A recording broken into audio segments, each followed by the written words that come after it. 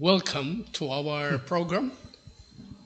And we are privileged nga natay guests from the Royal Valley Free Seventh-day Adventist of Davao, ni atong church pastor and his wife, Pastor Levy and Richard Katubigan. And we are here to discuss things about possible mga suggestions unsay atong himuon ining atong kapanahonan karon, no? Nga samtang nagadagan ang mga kalihukan sa ato ang kalibutan, murag nagakangilngig na ba, no? Munang gituyo gyud ni mga igsoon nga si Pastor Libby o si Sister Risha mao'y guest nato. Kay we will be discussing in the biblical point of view nga ilang masuggest sa mga recommendations ba noon sa may maayo natong himuon ani nga makatabang sabta sa mga katawhan, maka-prepare sa ilahang kaugalingon. Kay we are soon to face mga grabe nga mga panghitabo, no? So everyone nga mga viewers, you are welcome to our program. And before we proceed, maybe we would like to give the time to Pastor Levy as he offers to us an opening prayer. Okay, para sa ato ang opening prayer, ato lang siguro iduko atong mga ulo alang sa pagampo. Gampo ta. Labing gamhanan, labing balad ang mga Dios nga naa sa kalangitan, Ginoo dalaygon ikaw ning taknaa nga dinaghatag kanamo sa kalipay, sa kadasig alang sa pagbuhat niini. Ngaron kami imong makaplagan nga nagapadayon sa pagbuhat sa mga buluhaton nga gusto nimo ipabuhat nganhi kanamo. Ubani kami karon samtang kami magapadayon niining amo ang programa nga diin ang gugma kalinaw pakigdaet maanaa kanamo o kaming tanan imong pagabubuan sa mga panalangin nga among gikinahanglan karon. Ang tanan among giampo sa ngalan ni Hesus. Amen. Amen. So, naghunahuna ako, Pastor Resh, nga observe ko ining mga panghitabo na to karon. Murag, kinahanglan yung preparation ba? No? Unya, to the extent nga kung magtan-aw ta sa kalibutan karon, kanay bitawng gisulti diha nga wind of doctrine ba? Nga kadaghan na sab ang wind of doctrine, no? Kung atong ibase sa Biblia, ang pure religion kuno is to visit the fatherless and the widows and to keep ourselves unspotted from the world. No? Ako mag-obserbahan for as often as we visit your church sa Davao. Nindot ang inyong ministry ba? Naamoy tract distribution, naamoy jail ministry. Gani ang atong purpose sa pag-anhi dinhi is nindot kayo for God's glory. Nga ang mga talent sa atong choir members, no? At this is included sa ato ang program diri, no? Atong gidedicate sa Ginoo pinaagi nga gihatagan tag time nilang Dr. De La Cruz diri sa Mount of Blessing Hospital nga maka-record ta sa mga religious music nga gi-render sa atong choir. So, naguna-una akong makahimo gyud mo mga recommendations ug unsaon nato pag-prepare atong kaugalingon ining mga umaabot pagyud nga mga kalamidad. Considering nga from the pen of inspiration naghisgot man gud nga kining atong mga kapanahonan karon, particularly sa mga umalabot ba, the succession of events will become rapid ones. Di ni mo na. Unya, concern ko ana, kay daghan biya kog mga igagaw, mga barkada, mga suod nga higala nga. Kinahanglan bag preparation, no? Observing that, murag wala raman gihapon nagkuan ang mga kaigsuunan karon nato ba? Murag kana bitong describe sa Revelation nga many are confused. Nagpasabot lang ba nga dili biya sayon nga mo join tag mga grupo bitaw nga bitaw sagol ang ilahang mga presentations, mga doktrina nila. Kay accordingly o kining magbase gyud ta biblically. Ang atong detector good is only found in Isaiah 8:20, di ba? The law and the testimony. Meaning to say, within the confines of the Bible and the spirit of prophecy. No? O personally, maunay akong appreciate sa pag-observe sa inyong church. So, there is no reason nga kini nga message nga inyong ginadala, no, is to be of value, acceptable, dapat sa tanan, no? Kay nagsubay man ta, although og magbase ko ta sa sinulat pod sa Great Controversy, ingon siya, we have to study the scriptures daily and diligently, and with divine help, we have to form our own opinion as we are to answer for ourselves before God. No? So, ato gining plaster ba sa mga kaigsuonan nato, di ba? Okay. Giingon sa this is very murag tagline ni siya in the time of Mordecai and Esther. For such a time as this, we are called for a purpose. So this is the reason nga nung ginakatag-katag sa Ginoo ang iyang mga katawhan, and joining with the association, with the International Association of Free the Aid, this is our mission, no, to restore things. Kay atong nanakitaan katong imong giingon nga there are confusions. So this is the time to settle, no, kinahanglan ma-settle ta sa truth, and it is only the Holy Spirit will help us to settle on the truth. So mo ni siya nga as we surrender ourselves sa Ginoo, mamahimo nga giyahan ta sa iya sa ato ang mga pagabuhaton, no, individually as a church, no, mao ning iyahang paghatag kanato sa mga giya. Kay as we observe, tinuod tong imong giingon, there are confusions, and giingon sa Revelation 18, come out of her my people. Kay ang confusion even in the church na mga confusion. So mao ning gikinahanglan ang pag-study, ang pag-study. So again, our work is restoration, no? Kanang sa Isaiah 58 nga atong mabasa, reformers, restoration, mao nang mga words nga gikinahanglan sa ato ang panahon karon. And God calls among men and women who are dedicating themselves, no, to strengthen these threefold messages of the angels, no? And as we studied deeply, kaning mga angels, dili man ni siya angels nga literal.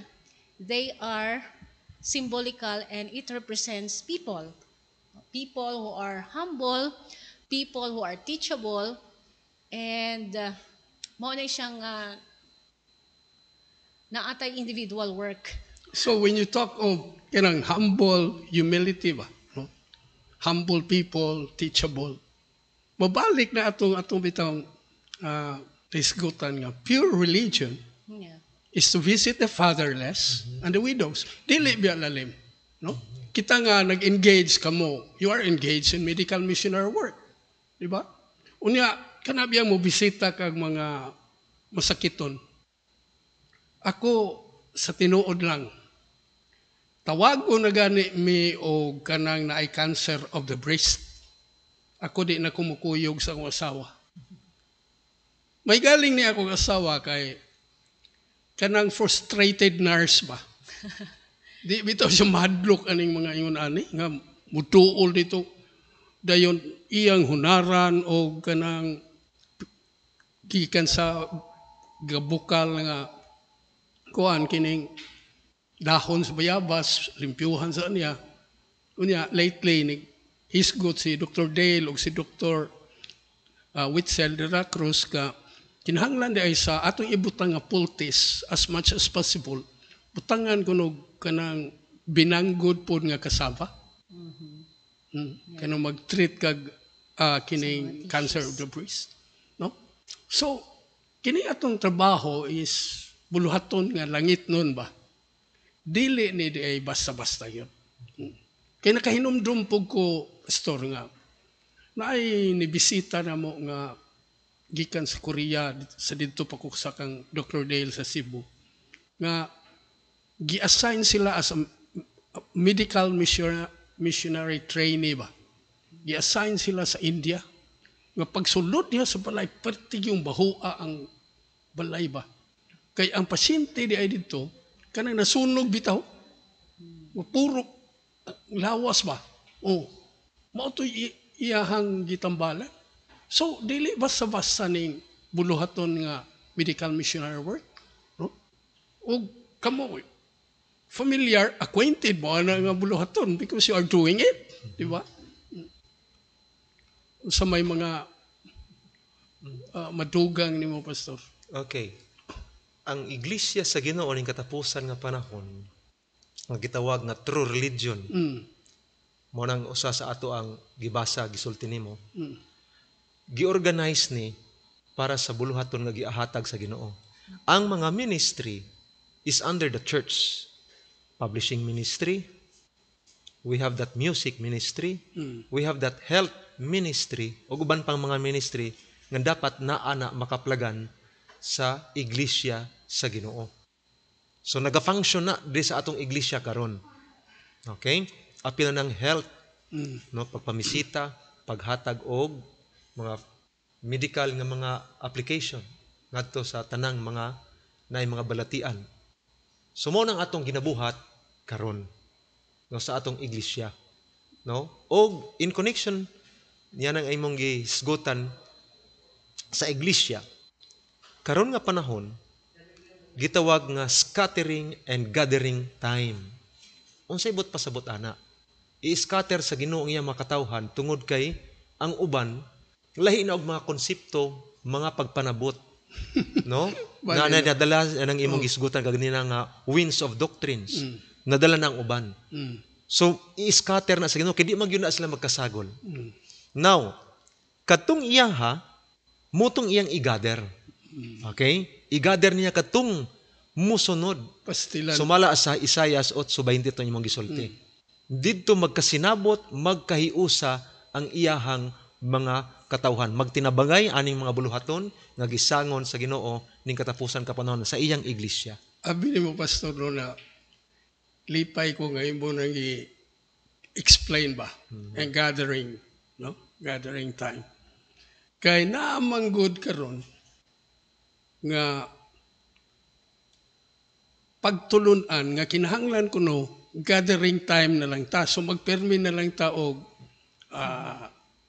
camp meeting, permi na lang tag kining tigom, no? Holy Convocation.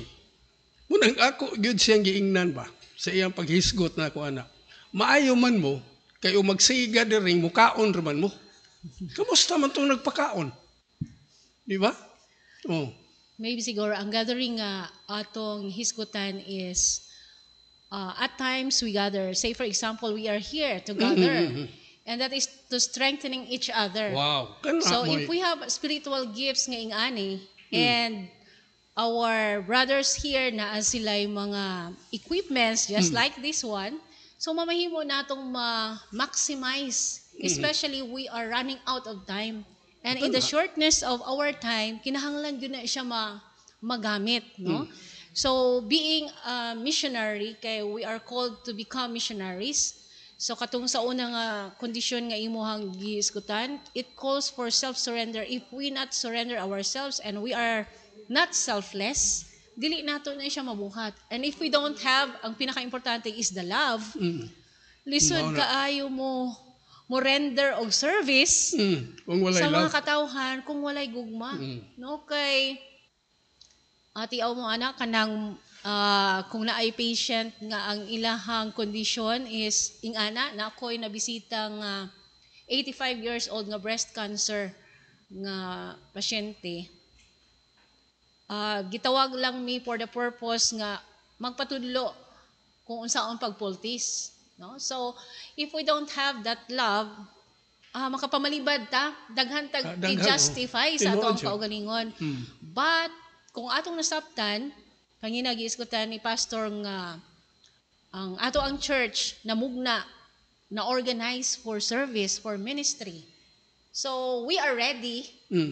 We will become a Minutemen every time nga naay mga panginahanglan, kinahanglan yun natong mabuhat. Kay atong manggisgutan ang true religion. Ang kalibutan karon napuno na sa mga gitawag nato theory, napuno na sa mga pagtulunan, but if we don't have action, sometimes, if not all the times, ang mga taong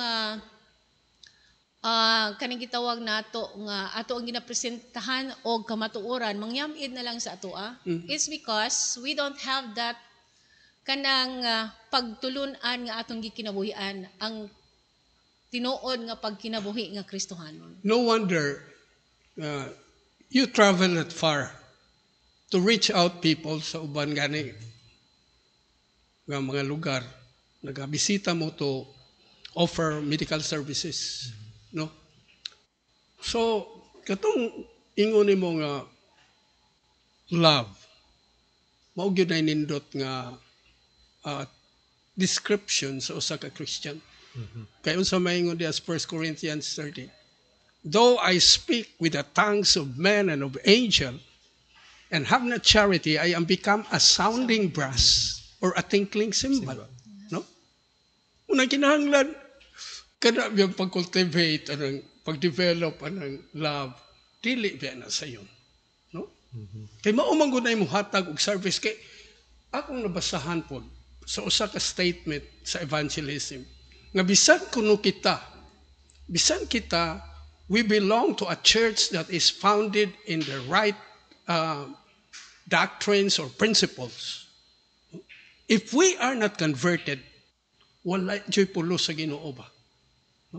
Number one, yun ang conversion. First conversion. We have to have a more intellectual belief of the truth. Ingon pa diya. No? Yeah, conversion. No? And experimental knowledge. Oh. Actually, when we say experimental knowledge, ato ang accept ang truth and we want the truth to live in our life, no? And to prove kung unsa gyud ang Ginoo, no? Di na atong mailhan ang Ginoo. So this is the reason also nga usahay ang atong mga pagpangalagad mirog off and on. No, it's because we don't know Him. We are not We don't converted. know our mission. We don't know Christ. Actually, we don't know Christ and His mission kasi maumang ko na siya ang iyang gibilin pod sa ato anong buluhaton. So, it will be a burden for us as a Christian if we don't know what we are doing and if we don't know kung asa ta, kung nagasunod pa ba ta sa iyahang footsteps. Mga disenyo ba sa Ginoo? Yes. Na sa ato pa, dili lang teorya, dili lang pag-angkon, kundi doon ay aksyon, doon ay buhat. Kayo, theory lang, Pastor, abinin mo. Ingon po ang education. Kana bitaw uban nga nagpagarbo na kay tagas na kay sila mga dakta. No? Even the multiplication of books may bring a positive evil. Yeah, true. Ha? Maubiyan na matingala bitaw ko, Pastor Resh, kay kining na mga layman nga mga simple ra bitaw kaayo gyud ug gawi simple pagkinabuhi. Pero ang ila bang pagpangalagad nga dinuutay gyud bitaw sa Ginoo, no? Mo bakta sila og tagpila ka kilometro at tupas bukid aron na mo reach out og usa ka pamilya, no? So, mo nang tinuod nga pagserbisyo. Mo nang pagpakita og gugma sa Ginoo nga dunay buhat. Wow. So mo nang atong pagabuhaton karon, no? Ato nang i-share sa atong mga viewers, no? Nga dili lang ingon nga pag-angkon kundi buhat. Pagbisita sa mga ilo. Pastila ng gugma, no? Oo. Ug naa ng gugma, pastor, murag wa gyud disfellowship ba? Ayun. Pagbisita sa mga balo, Balo. mga binilanggo, mo na natay prison ministry, Oh. no? O pagkanta sa mga masakiton dinhi sa ospital, padasigan, ampuan. Mo na yung mga buhat dapat nato. O katong nagkaguol na atong bisitahan, kantahan, lipayon. Kung doon na tayo matabang financial or material, hala atong suportahan. So mo na ang tinuod nga relihiyon sa Ginoo nga ato ang ginaangkon karon nga kita iyang mga katawhan. Amen. Okay. Amen. So, nindot kaayo nga nakahigayon tag ingon ani nga pagkulo ka bildo ba? No? Nga atong mapaabot sa atong mga viewers. So, salamat kayo sa time, Pastor. Thank you. Rish. Sa panahon. Ang Ginoo magpadalangin nato kanunay. Kauban sa ato ang mga cameraman si Mayan, no? Akong anak si Melvin. Okay. Atong mga spectators nga naghatag na tong inspiration Thank you. from the church choir sa Royal Valley Free Seventh-day Adventist Church. No? You have inspired us. No? Bisag ingon ani ra ka simple ang atong presentation, but then we are glad that God has given us this opportunity. Di ba? No? So, salamat kayo sa tanan. Salamat. O hatagi Sa ang tawag. opportunity also. Hatagi ang tawag bilin ng mga gihisgutan nga mga padasig sa inyong mga kaigsuonan. Gikan rin yun ni sa Bible and the Spirit of Prophecy. So ato ni tapuson sa usa ka pag-ampo ni Sister Risha. Okay, mag-ampo ta. Among amahan nga nasa kalangitan, dalagong ka o Diyos, nining takna, nga nakahimo kami sa pag-express sa amo ang mga gibati tungod kay kami na gugma kanimo. Salamat sa mga pulong nga nagapadasig kanamo nga pinaagi sa mga kasinatian nga amo ang natagamtaman kanisya tungod sa imong pagiya kanamo sa balang espiritu nga nagatultol kanamo sa kamatuoran og sa angay namo nga pagabuhaton. Maluyhon kami og makasasala Ginoo apan ang amo ang ginakuptan nga pagtuo nga diha kanimo mamahimo nga kung kami lamang magabuhat sa angayan namo nga pagabuhaton pinaagi sa imong pagtabang tagaan nimo kami og kalipay tagaan nimo kami og kayliwayan sa among mga panghuna-huna nga madirect dinha sa imuhang mga pagbulutan og matuman namo ang imuhang kabubuton og salamat nining mga higayon nga pinaagi sa amo ang mga simple nga mga pag-express sa amo ang mga kasinatian mamahimong makapadasig sa among mga kaigsuonan og imuha kaming giyahan ni anang kamatuoran nga makit-an si Kristo sa amo ang kinabuhi. Salamat gayod sa imuhang kaayo kanamo og salamat sa pagtubag nimo sa among mga pag-ampo sa ngalan ni Jesus. Amen. Amen. While we are thus confronted with the prevailing apostasy, the assurance of God as never to leave nor forsake anyone who remains to be faithful to Him makes you and me rest assured that His promises are true and very reliable. On such a time as this, we are encouraged to provide you this program for everyone's spiritual upliftment.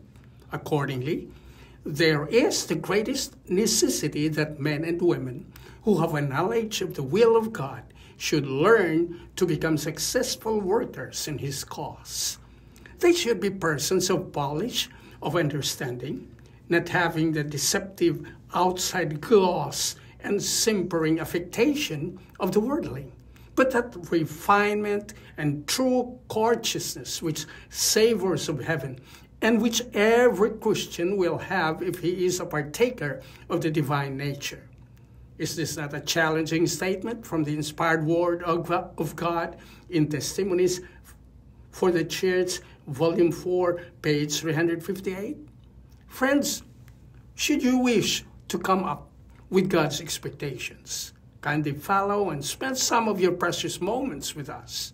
I can assure you that with His message presentations, you will certainly get a glimpse of what eternal life is all about. It is a place and God's reward where eye hath not seen, nor ear heard, neither hath entered into the heart of man what the Lord has prepared for those who love Him. This simply means that a whale of deference can take place within you as you ponder upon God's love, which is an expression of obedience through Jesus Christ that will give you the perfection of character and the right to the tree of life. Well, you can follow, subscribe, and even donate to support our ongoing ministry should you feel blessed with our presentations, being a part of God's great family. Yes, our prayers always occupy a place in your everyday life. Likewise, manifesting our expression of gratitude for your kind as well as generous heart. Please remember our email as you enjoy viewing and listening to the email address available on the screen.